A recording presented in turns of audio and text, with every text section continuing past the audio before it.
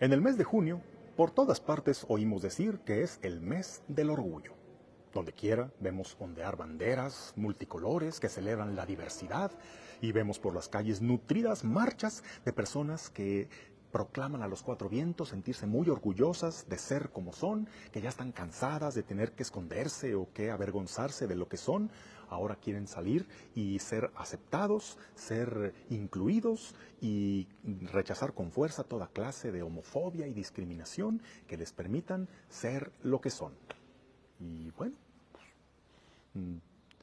no es mi tema ponerme a debatir o a atacar sobre eso, solo que me pongo a pensar que este también debería ser el mes del orgullo para los que somos católicos. ¿Por qué?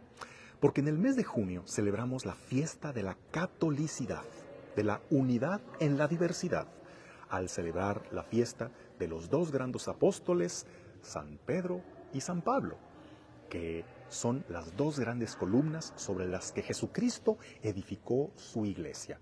Ambos apóstoles martirizados en Roma y celebrados el mismo día, para mostrar que la obra es de Cristo, pero cimentada sobre columnas de dos apóstoles con carismas y misiones tan diversas, pero que son las que cimentan la identidad de la Iglesia católica. Y bueno, también a los católicos últimamente se les quiere hacer sentir como que les debería dar pena ser católicos. Hoy vemos a tantos quererlo disimular o querer decir que pues sí son católicos, pero no tanto, no en serio, pues. O quieren decir que pues los bautizaron sin su consentimiento, que de corazón no pertenecen, y algunos de plano terminan apostatando, queriendo irse a dar de baja de los libros de bautismo para que no se identifiquen como católicos. Porque pues los medios se han encargado de resaltar tanto los errores, los escándalos, los malos testimonios de la Iglesia, que eso hace que muchos hasta vergüenza sientan de pertenecer a la Iglesia católica. Pero si vemos con objetividad, con apego a la verdad y con justicia, daremos cuenta de que hay muchísimas más razones para sentirnos agradecidos y orgullosos de pertenecer a esta, que es la iglesia que Cristo fundó y que ha dejado un legado indiscutible a la humanidad. ¿Cuál es el legado de la Iglesia católica al mundo? Pues aunque a muchos les arda y quieran decir que la Iglesia es misógina, es oscurantista, que se opone al progreso, que se opone a la ciencia, que ha oprimido tanto a los pobres, a las mujeres, pues déjame decirte que la historia demuestra todo lo contrario. Aunque se le tacha de misógina, la Iglesia, en un tiempo en que la mujer culturalmente era considerada menos que una esclava, fue la Iglesia quien le dio un lugar a la mujer para desarrollar sus talentos, para tener don de mando, para darle su dignidad. No es que se la diera, Dios se la dio, pero para reconocerle su dignidad y su papel en la familia y la sociedad. La Iglesia es la que más ha defendido las causas en favor de los pobres, de los enfermos, de los migrantes, de los presos, de los marginados, porque en siglos de historia ha sido la que más ha fundado universidades, escuelas, hospitales, orfanatos, que ha hecho apostolados que hoy siguen como una obra civil, pero que tienen inspiración cristiana. Sí, en la iglesia ha habido miembros que deshonran el nombre cristiano, que han cometido cosas terribles o no se han portado nada de acuerdo al Evangelio, pero la iglesia tiene una multitud inmensa de santos. Por esos santos, santos como San Agustín, como San Pedro y San Pablo, como Santa Teresa, como San Ignacio, como San Francisco Javier, como San Francisco de Asís, como la Madre Teresa de Calcuta, como San Juan Pablo II, como Carlo Acutis, como muchísimos más, que dejaron un legado indiscutible y que otros han continuado a lo largo de siglos, que han tenido una influencia en la historia de los pueblos impresionante y que en lo personal han alcanzado lo más alto del espíritu humano en su capacidad de trascender, de luchar, de llegar a lo más espiritual de la naturaleza humana. Por eso hay razones suficientes para estar orgullosos de que esos santos se formaron en el seno de la Iglesia Católica.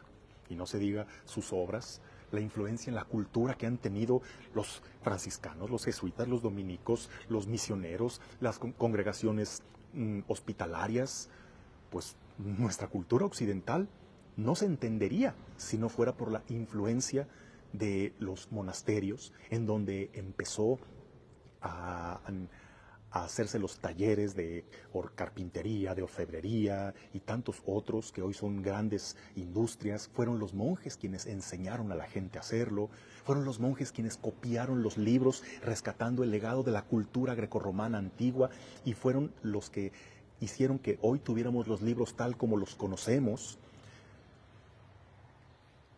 Han sido religiosos católicos quienes han sentado los precedentes para los derechos humanos, como Fray Francisco de Vitoria, como Fray Bartolomé de las Casas. Han sido religiosos quienes han tenido grandes aportes en la ciencia. Pues, ¿sabías tú que el que propuso la teoría del Big Bang era un sacerdote? ¿Que la precursora del lenguaje informático era una monja? ¿Sabías tú que Nicolás Copérnico, el gran astrónomo de la teoría heliocéntrica, era un canónigo? ¿Y sabías tú que el padre de la genética, Gregorio Mendel, era un monje agustino? Y dicen que la Iglesia se opone al progreso y a la ciencia.